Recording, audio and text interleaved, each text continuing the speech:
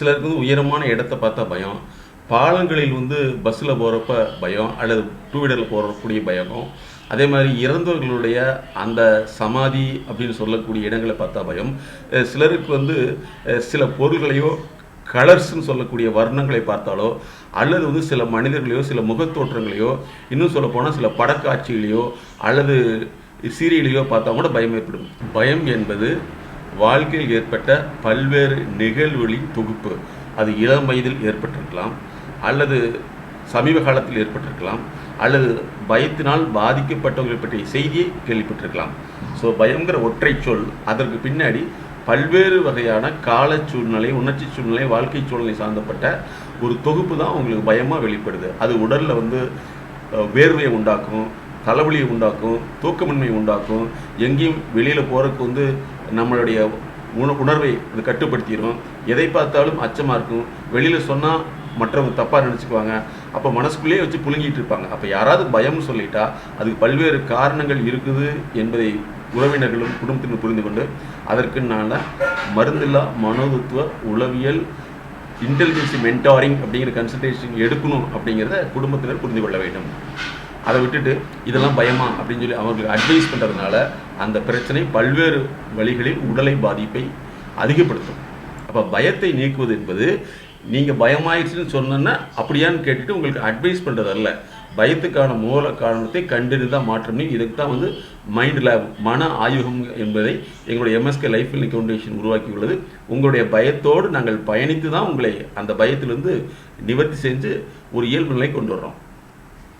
பயங்கிறது உடனடி நிகழ்வாக இருந்தாலும் அது பல நாட்கள் வந்து நமக்கு அதிர்ச்சியை அல்லது ஒரு பய உணர்வை ஏற்படுத்தி வைத்து அந்த தொகுப்பாக தான் நமக்கு அந்த பயம் வந்து ஒரு குறிப்பிட்ட வருஷத்துக்கு பின்னாடி அது நம்மளை வந்து செயலை நிறுத்திவிடும் அளவுக்கு அது ரொம்ப கடினமாக வேலை செய்யும். அப்போ நான் இப்போ தான் பயப்பட்டேன்னு சொல்கிறது கிடையாது. அப்போ பயத்தினுடைய வெளிப்பாடு, பயம் நடந்த இடம் இப்போவா இருக்கலாம். ஆனால் இதுக்கு முன்னாடி நாம் அதை பற்றிய பல்வேறு கோணங்களில் வந்து பயத்தினால் பாதிக்கப்பட்டிருக்கோம், அல்லது பயங்கர உணர்வினால் நம்ம பாதிக்கப்பட்டிருக்கோம். சிலர் வந்து ஏதாவது ஒரு மிருகத்தை பார்த்து பயப்படுறதில்லை. ஒரு குழந்தை வந்து தீயை பார்த்து பயப்படுறதில்லை. ஆனால் அந்த நெருப்பு பல நேரங்களில் வந்து சுடப்பட்ட பின்னாடி அல்லது நெருப்பினால் பாதிக்கப்பட்ட பின்னாடி தான் அந்த நெருப்பு பார்த்தோன்னு பயம் வருது. அப்போ பயங்கர ஒரு உணர்ச்சி சார்ந்த ஒரு பயங்கரமான அதிர்ச்சி நம்ம இப்போ ஏற்படுதுன்னா அதற்கு முன்னாடி ஏற்பட்ட பல நிகழ்வுகளின் தொகுப்பு தான் இது. அப்போ எங்களுடைய எம்எஸ்கே உளவியல் கோட்பாடின்படி அந்த பயத்துக்கான மூல காரணத்தை கண்டறிந்து தான் நாங்கள் மாத்திரமே தவிர நீங்கள் பயமாயிடுச்சுன்னு சொன்ன உடனே அப்படியா அப்படின்னு சொல்லிட்டு உங்களுக்கு ஆறுதல் சொல்கிறது அல்ல. அறிவியல் ரீதியில் பயத்துக்கான மூல காரணம், கால காரணம், செயல் காரணம், நடத்தை காரணம், உணர்ச்சி காரணம், வார்த்தை காரணம், அதே மாதிரி மனிதர்களால் ஏற்பட்டது, விலங்குகளால் ஏற்பட்டது, இருட்டினால் ஏற்பட்டது, இப்படி பல்வேறு கோணங்களில் ஆய்வு செய்து தான் அந்த பயத்தை நீக்கிறோம். அதை ஃபியர் ரெமடியல் தெரப்பிங்கிறது இதுதான். ஒரு சிலருக்கு வந்து உயர்ந்த இடம் அல்லது ஓப்பன் ஸ்பேஸ், இன்னொன்று வந்து இந்த பாலம் வந்து உயர்வான இடம், இது மாதிரி போகிறப்ப வந்து ஒரு மாதிரி தலை சுத்தலோ பயமோ பதட்டமோ ஏற்படும். இன்னும் ஒரு சிலருக்கு வந்து நீர்நிலைகள், இப்போ உதாரணத்துக்கு வந்து நாங்கள் ஒரு டூர் போயிருந்தோம். டூர் போயில அந்த டேமுடைய அந்த மேற்பகுதியில் நடந்து போயில ஒருத்தர் வந்து அப்படியே தலை சுற்றி கீழே மயக்கம் போகிற மாதிரி ஆகிட்டாங்க. என்னன்னு சொன்னால் அந்த தண்ணி இப்படி பார்க்கையில் வந்து அவங்களுக்கு வரக்கூடிய பயம். அப்போ இந்த மாதிரி வந்து ஓப்பன் ஸ்பேஸ், அதே மாதிரி நீர்நிலைகள், ஹைட்டான இடம், அது மலைப்பகுதியாக இருக்கலாம், பாலமாக இருக்கலாம், இந்த மாதிரி வந்து பயம் ஏற்படுதுன்னா இந்த பயத்தை வந்து நீங்கள் பயம் ஏற்படுதுன்னு சொல்லிட்டா நான் அதுக்கு வந்து விளக்கம் சொல்கிறதோ அல்லது அது ஒன்றும் இல்லைன்னு சொல்கிறதோ ட்ரீட்மெண்ட் ஆகாது. அந்த பயத்தை போக்குவதற்கு வந்து பல்வேறு விதமான நடத்தை சிகிச்சை, பிஹேவியரல் தெரப்பியை வந்து நாங்கள் உங்களுக்கு கைட் பண்ணுவோம். அதை செய்யத்தான் வெளியில் வர முடியும். ஒரு சிலருக்கு வந்து இருட்டை பார்த்தா பயமாக இருக்கும், சிலர் வந்து இறந்தவர்களை பற்றி சொன்னால் பயமாக இருக்கும், ஒரு சிலர் வந்து இறந்தவர்கள் அடக்கம் செய்யப்பட்ட பகுதிக்கு போனால் பயமாக இருக்கும். அப்போ இந்த பயத்தை வந்து பயங்கரமாக இருக்குதுன்னு நீங்கள் சொல்கிறது வந்து உங்களுடைய நிலை. நாங்கள் வந்து அந்த பயத்தினுடைய மூலத்தை, ஆரிஜின் எங்கே உருவாச்சு, எதனால் உருவாச்சுன்னு கண்டறிந்து அதை மாற்றுவதற்கு செயல் சிகிச்சைன்னு சொல்லுவோம். பிஹேவியரல் தெரப்பி கொடுப்போம். அதேமாதிரி பிஹேவியரல் ப்ரிஸ்கிரிப்ஷன், நடத்தை சார்ந்த சீட்டு. இப்போ ப்ரிஸ்கிரிப்ஷன்னா குறிப்பு, டாக்டர் வந்து மெடிசல் ப்ரிஸ்கிரிப்ஷன் கொடுக்குறாங்க, மருந்து சீட்டு. நாங்கள் வந்து நடத்தை சீட்டு, பிஹேவியரல் ப்ரிஸ்கிரிப்ஷன், எமோஷனல் ப்ரிஸ்கிரிப்ஷன்ஸ், இந்த மாதிரி நாங்கள் கொடுக்குறத நீங்கள் ஃபாலோ பண்ணிட்டு வரணும். அப்போ வந்து இந்த உயர்ந்த இடமா இருக்கட்டும், தண்ணியை பற்றிய பயமாக இருக்கட்டும், இன்னும் ஒரு சிலருக்கு வந்து பிபிலோஃபோபியான்னு சொல்லுவோம், புக்கை பார்த்தா பயம் வந்துடும், அப்படி இருக்காங்க. சரியா, அது பைபிலோஃபோபியான்னு கூட சொல்லுவாங்க. அதே மாதிரி ஒரு சிலருக்கு வந்து கத்தியை பார்த்தா பயமாக இருக்கும். அப்போ பயங்கிற ஒற்றை சொல் பல்வேறு வழிகளில் வந்து வெளிப்படும். சிலர் வந்து திருமணத்தை பற்றிய பயம், அப்புறம் ஒரு சிலருக்கு வந்து வேலையை பற்றிய பயம், ஒரு சிலருக்கு வந்து திருமண வாழ்க்கையில் வந்து கஷ்டப்படுமோங்கிற பயம், இப்படிலாம் வந்துட்டுருக்கும். இதை மாத்திரம் தான் முக்கியமான விஷயம். அப்போ மாத்திரங்கிறது நீங்கள் கேட்குற கேள்விக்கு நாங்கள் சொல்கிறது பதில் ட்ரீட்மெண்ட்டாக மாறாது. நீங்கள் சொல்லக்கூடிய இதுக்கான மூல காரணத்தை கண்டறிந்து அதை நீக்குவதற்கான ஸ்டெப் பை ஸ்டெப் ப்ரொசீஜர். அதே மாதிரி நாங்கள் அடிக்கடி என்ன சொல்கிறோம்னா, சில விஷயங்களை தவிர்த்துக்க சொல்கிறோம். காட்டு பகுதி இருக்குது, அங்கே ஒரு சிங்கம் இருக்குது, அந்த பள்ளியில் போகாதுன்னு சொல்கிறோம். ஒருத்தர் சொல்கிறாரு, அப்படிலாம் பயந்துட்டு இருந்தால் நீ கோழையாயிருவ அப்படின்னு சொல்கிறாருன்னு வச்சுக்கோங்களேன். நான் வந்து பயப்பட மாட்டேன் அப்படின்னு சொல்லி அந்த சிங்கத்தின் வழியாக நீ போய் மாட்டிக்கிறது அது தவறு. ஆனால் வேறு வழியே இல்லை, நீங்கள் அந்த சிங்கத்தின் பாதையை தாண்டி தான் போகணுமா, அதற்கு நாங்கள் சொல்லக்கூடிய வழிமுறைகளை நீ பயன்படுத்தி அதிலும் தப்பிச்சுக்கணும். கோழை அப்படின்ட்டு நம்மளை வந்து ஒரு சிங்கத்திட்ட போய் நிறுத்தி வச்சுட்டு கோழைன்னு சொல்ல முடியாது. உதாரணத்துக்கு வந்து பார்த்திங்கன்னா, ஆதிவாசிகள் காட்டுவாசிகள் சிங்கத்தோட யானையோட வாழ்கிறாங்கன்னா அது அவர்களுடைய போங்கு, அவங்களுடைய மொழி தெரியும். உதாரணத்துக்கு வந்து ஒரு யானை வந்து ரொம்ப ஸ்பீடாக வருது, ஒருத்தர் காரை விட்டு இறங்கி ஒரு கையில் வந்து சும்மா இப்படி போன்னு சொல்கிறார், அது வாட்டில் போகுது, அது அப்படி நின்றுக்குச்சு.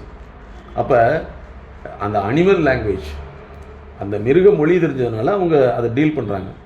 அதே மாதிரி தான் நாங்கள் வந்து ஒரு மனித பிரச்சனைகளுக்கு மனித மொழியை நாங்கள் உங்களுக்கு செயல் வழியாக செய்ய வைக்கிறோம். இப்போ எல்லா பிரச்சனைக்கும் காரணம் என்னென்னா வார்த்தைகள் தான். வார்த்தைகள் ஒரு பிரச்சனை உருவாக்குது. அந்த வார்த்தைகள் பிரச்சனை உருவாக்குற காரணம் என்னன்னா, அதே வார்த்தைகள் அவர்களுக்கு உணர்ச்சி ரீதியாகவோ, உடல் ரீதியாகவோ, பொருளாதார ரீதியாகவோ, சுய மதிப்பு ரீதியாகவோ அல்லது ஏதோ ஒரு வகையில் வந்து அது பாதிப்பு ஏற்படுத்தியிருக்கோம். அப்போ அதே மாதிரி வார்த்தைகள் இன்னொருத்தர் சொல்லையில் வந்து அவங்க வந்து அந்த பாதிப்பின் அடிப்படையில் அங்கே சமாளிக்காமல் அந்த காலகட்டத்தில் இருந்திருப்பாங்க. இப்போ வந்து சமாளிக்காமல் இருந்தால் மறுபடியும் அது பாதிப்பு ஏற்படுமோன்னு சொல்லிட்டு அந்த வார்த்தையை பிடிச்சிக்கிட்டு சண்டைக்கு வர்றாங்க. அப்போ ஒரு வார்த்தை வந்து பாதிப்புங்கிறது முன்னாடியே வர்றது கிடையாது. நம்ம வந்து அந்த பாதிப்புக்கு காண செயல்வழி, அந்த பாதிப்பு எப்படிலாம் செயல் ரீதியில் பாதிச்சுங்கிறத அதனுடைய பாதிப்பின் அடிப்படையில் அடுத்தவங்கிட்ட சண்டைக்கு போகிறாங்க. அப்போ நாங்களும் அது ரிவர்ஸ் ப்ராசஸ்லாம் கண்டறிந்து மாத்திரம் எந்த செயலையும் செய்கிறதுக்கு வந்து உடனடியாக ஒருத்தர் செய்யவே மாட்டாங்க. ஒரு வியாபாரம் பண்ணுறவங்க அப்படிங்கிறது திடீர்னு 10 லட்சத்துக்கு கடன் வாங்கி செய்ய மாட்டாங்க. அந்த வியாபாரத்தை பற்றி இவங்க கணிக்கிறதுக்கு ஒரு 5 வருஷம் 3 வருஷம் 2 வருஷம் ஆகிருக்கும். அந்த வியாபாரத்தை கணிச்சிட்டு அதில் வந்து கொஞ்சம் கொஞ்சமாக முதலீடு போட்டு ஜெயிக்கணும். இது ஒரு வகை. நாங்கள் என்ன சொல்லணும்னா, முதலீடே இல்லாமல் அந்த வியாபாரத்தை நீங்கள் ஜெயிக்கணும். அதுக்கு தான் எங்களுடைய மைண்ட் செட் நாலேஜ், பிஸ்னஸ் கன்சல்டன்சின்னு நாங்கள் சொல்கிறோம். பல பேர் வந்து யாரோ ஒருத்தர் சொன்னாங்கன்னு சொல்லி பிஸ்னஸ் செய்கிறேன்னு சொல்லி கடனை வாங்கி சுத்தமாக லாஸ் ஆகிடுவாங்க. இது ஒரு டைப். இன்னும் ஒரு சிலர் வந்து பிஸ்னஸை கொண்டு போய் விட்டு போட்டு இவங்க வேற எங்கேயோ ஜாலியாக போயிடுவாங்க, அதுலேயும் பிஸ்னஸ் லாஸ் ஆகிடும். அப்போ business owner, business proprietor, business அதனுடைய உருவாக்கியவர், பிஸ்னஸ் கிரியேட்டர், இவங்களாம் எப்படி நடக்கணுங்கிறத நாங்கள் வந்து பிஸ்னஸ் பிஹேவியரல் மூலமாக தான் டயக்னோசிஸ் பண்ணி மாற்றுறோம். ஒரு வியாபாரத்தை தொடர்ந்து செஞ்சிட்ருக்கீங்க, அந்த வியாபாரம் சார்ந்து இன்னொரு துணை வியாபாரம் வருதுன்னா அதை ஃபாலோ பண்ணிக்கலாம். வளர்ச்சி மனம் சார்ந்த அறிவு. அதே மாதிரி ஃபிக்ஸ்டு, ஒரே இடத்துல வந்து நிலைவற்ற அறிவு மனம் சொல்கிறோம். Fixed mindset knowledge, growth mindset knowledge, வளர்ச்சி சார்ந்தது. இன்னொன்று வந்து ஒரே இடத்துல ஃபிக்ஸ்டு மைண்ட் செட், அது வந்து மாறாத மைண்ட் செட். அப்போ வளர்ச்சி சார்ந்த மைண்ட் செட் நாலேஜ் உள்ளவங்க தான் டெவலப் ஆக முடியும்.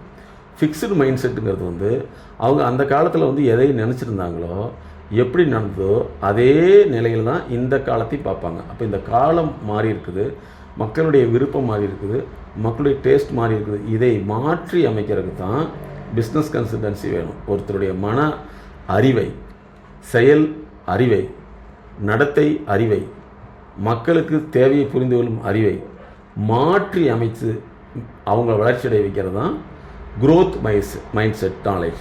வளர்ச்சி சார்ந்த மனப்பதிவு சார் அறிவுன்னு சொல்கிறோம். இதை வந்து ஒரு சிலர் வந்து ஏஜாக ஃபிக்ஸ்டு மைண்ட் செட் தான் வந்து மாறாமல் ஒரு இடத்துலையே நின்றுக்குவாங்க. அப்போ அது வளர்ச்சி இருக்காது. பல பேர் வந்து சமூக சேவை செய்வதில் இன்வால்மெண்ட்டாக இருக்கிறாங்க. ஆனால் அவங்களுடைய வளர்ச்சி சார்ந்த விஷயங்களில் வந்து கண்டுக்காமல் இருக்காங்க. அப்போ இது வந்து தவறு. குடும்ப வளர்ச்சி, அதுக்கடுத்து சமூக வளர்ச்சி, அடுத்த லெவல் வந்து நாட்டினுடைய வளர்ச்சி, இதுக்குள்ளே போகணும். ஒரு மனிதன் வளரையிலே தான் தன்னை சார்ந்தவங்களை வளர வைக்க முடியும்.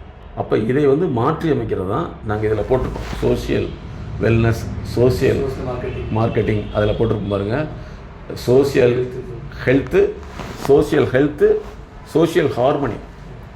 சோஷியல் ஹெல்த்துங்கிறது சமூக நலம். ஒரு சமூகம் நல்லா இருந்தால் தான் நம்ம நல்லா இருக்க முடியும். நம்ம நல்லா இருந்துட்டோம் அப்படின்னா அடுத்து வந்து சமூகத்தை நல்லா இருக்கிறதுக்கு நம்ம அதுக்கு உண்டான ஸ்பெஷலிஸ்ட்டை கொண்டு போய் சமூகத்தில் இன்ட்ரொடக்ஷன் வைக்கணும். ஒரு சமூகம் வளர்கிறது வந்து அந்த சமூகத்துக்கு எத்தனை நிபுணர்களை வந்து அந்த சமூகத்துக்கு அவங்க அறிமுகப்படுத்துகிறாங்கிறத பொறுத்து தான் இருக்குது. இன்றைக்கி வந்து அரசியல்வாதியும் கூட பிஸ்னஸ் கன்சல்டன்ட் மாதிரி எலெக்ஷன் கன்சல்டண்ட்டை வச்சுருக்காங்க.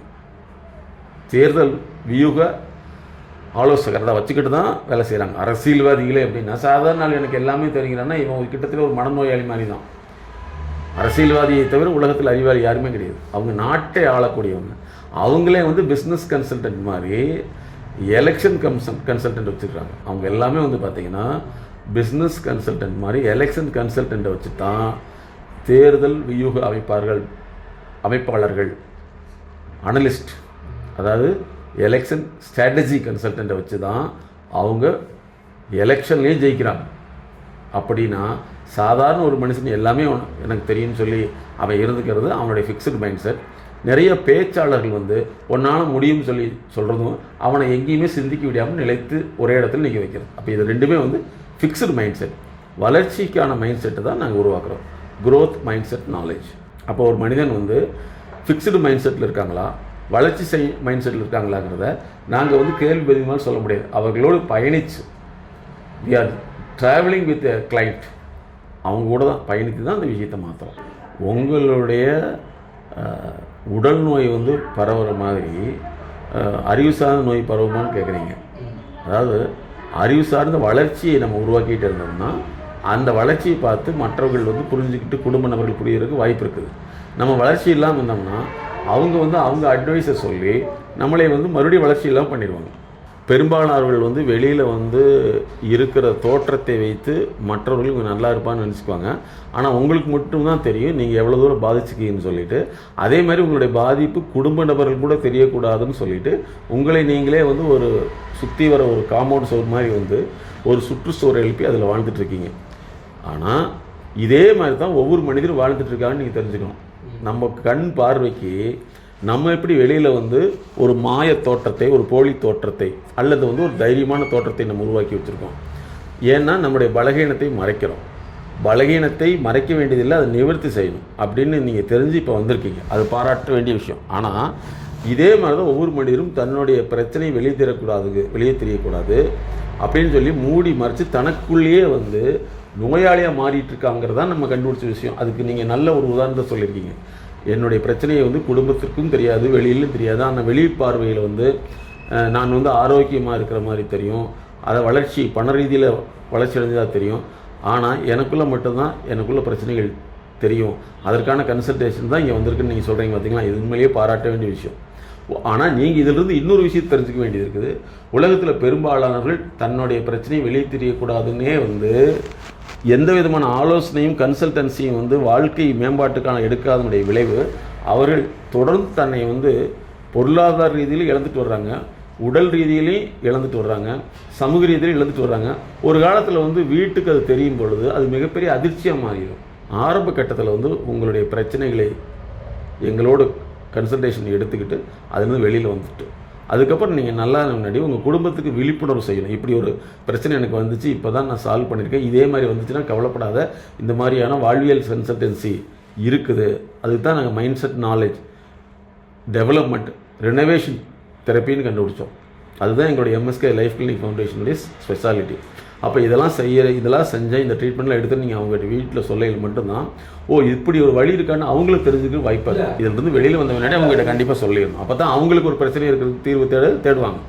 இப்போது என்னன்னு சொன்னால், பெரும்பாலான பிஸ்னஸ் பீப்புள் வந்து நல்லா பிஸ்னஸ் பண்ணிவிட்டு அந்த பிஸ்னஸ் வந்து நல்ல லெவலுக்கு தன்னுடைய மகனையோ மகளையோ ஜாயின் பண்ணி வச்சுருவாங்க.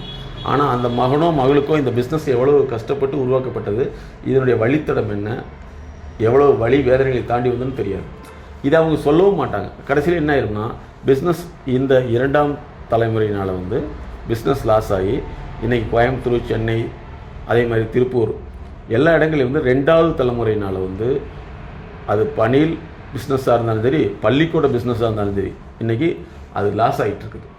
அப்போ ஏன் அப்படின்னா, ஒரு பிஸ்னஸ் கன்சல்டன்சி அப்படிங்கிறது விஷயம் இருந்திருந்தால் இவங்க குழந்தைகளுக்கோ இப்படி ஒன்று இருக்குன்னு தெரியும். இவங்களே மூடி மறைச்சு எனக்குள்ளே எல்லாமே தெரியும், நான் இத்தனை வருஷம் ஜெயிச்சேன், இனிமேல் ஜெயிப்பேன்னு சொல்லிட்டு காலத்துக்கு ஏற்ப சொல்லாமல் இருக்கிறத, அல்லது காலத்துக்கு ஏற்ப நம்முடைய செயல் அறிவு மாற்றாமல் இருக்கிறது தான் அந்த குழந்தைகள் வந்து இது இப்படித்தான் இருக்குமான்னு நினச்சி எனக்கு அப்பா சம்பாரிச்சது அத்தையுமே 2ஆம் தலைமுறையினர் இழந்துட்டுருக்காங்கிறத கண்டுபிடிச்சி தான் நாங்கள் செகண்ட் ஜெனரேஷன் ஸ்டார்ட் அப் சிஇஓனே உருவாக்கணும். அதாவது நாங்கள் தனிமை பயம் அப்படிங்கிறது வந்து, நம்ம தனியாக படுக்கிறதுக்கு பயமாக இருக்கும், தனியாக படுக்கிறதுனா தூக்கமே வராது. அப்போ வந்து நம்ம யாராவது நம்ம கூட துணைக்கு ஒரு வேளை வந்து ஒய்ஃப் இல்லைன்னா கூட அம்மாவோ அப்பாவோ அண்ணனோ தம்பியோ ஃப்ரெண்டோ இருக்குன்னு கூட நினைப்போம். இது வந்து ஆரம்ப காலகட்டத்தில் வந்து சரி, பட் இது தொடர்ந்து இருக்குன்னா இந்த தனிமை பயத்தை போக்கிடணும். அதாவது வந்து இந்த தனிமை பயத்தை வந்து போக்குறதுக்கு வந்து ஆரம்ப காலத்தில் வந்து ஏற்கனவே நாங்கள் சொன்ன மாதிரி வந்து சில விஷயங்களுக்கு வந்து தடுப்பு நடவடிக்கையாகவும் முன்னெச்சரிக்கை நடவடிக்கையாகவும் ஆரம்ப காலத்தில் வந்து தனிமை பயத்தை போக்குறதுக்கு நீங்கள் உறவுகளை வந்து வச்சுக்கிட்டு, அல்லது வந்து அது ஃப்ரெண்ட்ஸ் யாருங்களோ துணை நைட்டில் படுக்க வச்சு நீங்கள் தூங்கிக்கலாம். இது வந்து ஒரு குறிப்பிட்ட காலத்துக்கு இது கரெக்டு. அதற்கப்புறம் வந்து இந்த தனிமை அப்படிங்கிற ஒரு விஷயத்தை வந்து ஏற்றுக்கொள்ளக்கூடிய கையாளும் மனப்பக்குவத்தை, திறன் பக்குவத்தை உருவாக்கணும். நாங்கள் என்ன சொல்லணும்னா, மனப்பக்குவங்கிறத விட எங்களுடைய எம்எஸ்கே தியரி என்னென்னா, மனம்ங்கிறது அறிவினுடைய தொகுப்பு. அப்போ அறிவு சார்ந்த கையாளும் திறன், தனிமையை கையாளும் திறன், தனிமையை நம்ம வந்து எதிர்கொள்ளும் திறனை அதிகப்படுத்திக்கணும். அதுக்கு தான் எங்களுடைய எம்எஸ்கே தெரப்பிங்கிறத நாங்கள் உருவாக்கியிருக்கோம். அப்போ இரவில் ஏற்படக்கூடிய பயம், தனிமை பயம், அதே மாதிரி வந்து பார்த்திங்கன்னா நம்மளை எரியாமல் வந்து கற்பனை பயம், இதெல்லாமே வந்து ஆரம்ப காலகட்டத்திலேயே வந்து இதை குணப்படுத்திட்டோம்னா இது பின்னாடி தொடராது. இல்லைன்னா பல நேரங்கள் வந்து பாத்ரூம் போகிறது கூட பயமாக இருக்கும். ஆனால் எங்களுடைய ஆய்வின்படி மனம்ங்கிறது உங்களுக்கு ஒரு நாளையில் பாதிப்பு ஏற்படுத்தலை, எத்தனை வருஷமும் பாதிப்பு ஏற்படுத்தியிருக்குதோ அந்த பாதிப்பு எங்கேயுமே போகாது. மனசுக்குள்ளே வந்து அங்கே ஒரு எடிட்டர் உட்காந்து இது வேண்டான்னு தூக்கிடல மாட்டாங்க. குடலில் வந்து ஏதாவது வந்து நச்சு பொருள் ஏற்பட்டுச்சுன்னா டிசென்ட்ரியாவோ வாமிட்டாவோ வெளியில் வந்துடும். ஆனால் வாழ்க்கையில் ஏற்படக்கூடிய நச்சுத்தன்மை அது மனசுக்குள்ளே போயிடுச்சுன்னா அது வந்து நம்முடைய செயலை தடுத்துடும், இல்லைன்னா செயலிருந்து விலகி வச்சிடும், இல்லை செயலை வந்து ஒற்றை செயலை நிறுத்தி வச்சிடும். அப்போ இதை மாற்றுறது வேறு, குடல் வேறு, மனம்ங்கிறது வேறு. ஒரு குறிப்பிட்ட ஏஜ் வரைக்கும் எந்த விஷயம் பயமாகவே தெரியாது. இப்போ எங்ககிட்டே வந்து என்னென்னா, ஒரு 30 வயசு 40 வயசு வரைக்கும் வந்து எல்லாத்தையும் சமாளிச்சிடலாம்பாங்க. ஆனால் 40 வயசில் வந்து குழந்தைகள் பெருசாகையில், தேவைகள் அதிகமாகையில் அப்போ தான் பயம் வரும். இந்த தேவைகளை எப்படி நம்ம வியாபார ரீதியில், தொழில் ரீதியில் நம்ம நிறைவேற்ற முடியும் வகையில் தான் பயம் வரும். ஆனால் இதே பயம் வந்து 25 வயசில் வராது. வந்துட்டால் பின்னாடி சமாளிச்சுக்கலான்னு தோணும். ஏன்னா அப்போ பொறுப்புகளும் இல்லை, நமக்கு சப்போர்ட்டுக்கும் வந்து 25 வயசில் பேரண்ட் இருப்பாங்க, சொந்தக்காரங்க இருப்பாங்க. ஆனால் அதே 40 வயசில் வந்து பேரண்ட்டு இருந்தாலும் அவங்களால உதவி செய்ய முடியாது. பொருளாதாரம் அப்படியே இருந்தாலும் அதை முழுசாக கொடுக்கறக்கு அல்லது செலவு பண்ணுறதுக்கு முடியாது. அப்போ வந்து அந்த இடத்துல வந்து 40 வயது தான் ஒரு மனிதனுக்கு வந்து மிகப்பெரிய பிரச்சனையான வயதாக மாறிடும். பெண்களை பொறுத்தவரை 32 வயசு வந்து பிரச்சனையான வயதாக மாறிடும். அப்போ வந்து இந்த 2 காலகட்டத்தில் தான் வந்து அவங்களுடைய மிட் லைஃப் கிரைசிஸ்ன்னு சொல்கிறோம். அதாவது வாழ்க்கை சார்ந்த இடைவினையில் ஏற்படும் பிரச்சனை, அதாவது வாழ்க்கை இடைநிலைன்னு சொல்கிறோம், மிட் லைஃப் கிரைசஸ். இது வந்து ஒரு சிலருக்கு 32 வயசில் ஸ்டார்ட் ஆகலாம், ஒரு சிலருக்கு 40 வயசில் ஸ்டார்ட் ஆகலாம். அப்போ இந்த கிரைசஸை வந்து சரி பண்ணுறதுக்கு தான் வந்து ரொம்ப எம்எஸ்கே தெரப்பிங்கிறது முக்கியம். அதே மாதிரி வந்து ஒரு மனிதனுடைய ஒற்றை பிரச்சனை இருக்காது. பாலி கிரைசஸ் மேனேஜ்மெண்ட்டு சொல்லுவோம். பாலி கிரைசஸ் மேனேஜ்மெண்ட் பல்வேறு நெருக்கடியான சூழலை கையாளும் திறன், பிரச்சனையினுடைய பாதிப்பை பகுப்பாய்வு செய்து அதனுடைய உண்மைத்தன்மைக்கேற்ப உங்களை மாற்றி அமைக்க உங்களுடைய தெரப்பேட்டிக் அப்ரோச் தான் பாலி கிரைசஸ் தெரப்பியூட்டிக் கன்சல்டேஷன் சொல்கிறோம். இது இண்டஸ்ட்ரியல் ஓனருக்கும் இண்டஸ்ட்ரியில் ஒர்க் பண்ணுறவங்களுக்கும் சாமானியமான மக்களுக்கு இது பொருந்தும். ஈவன் குழந்தைகளுக்கு இதுதான். குழந்தைகளை பொறுத்தளவு படிப்பு சார்ந்து, டீச்சர் சார்ந்து, அல்லது ஃப்ரெண்ட்ஸ் சார்ந்து, ஃபேமிலி சார்ந்து, மொழி சார்ந்து, அப்புறம் புரிந்து கொள்ளும் திறன் சார்ந்து, மனப்பாடம் செய்யக்கூடிய திறன் சார்ந்து, எழுத்து சார்ந்து, இப்படி பாலி கிரைசஸ் இருக்கும். அந்த குழந்தைகளுக்கு ஒன்றுமே தெரியாது, மார்க் வரலைங்கிறது ஒரு விஷயமா தான் இருக்கும். அதுக்கு இதுக்குண்டான பல்வேறு காலகட்டங்களை பல்வேறு அறிவு சார்ந்த செயல் சார்ந்த பிரச்சனை குறைபாடை கண்டுபிடிச்சி தான் நாங்கள் மாற்றுறோம். ஆனால் நீங்கள் தொடர்ந்து கன்சல்டேஷன் வந்துடணும். அப்போ தான் எங்களுக்கு அதை மாற்ற முடியும்.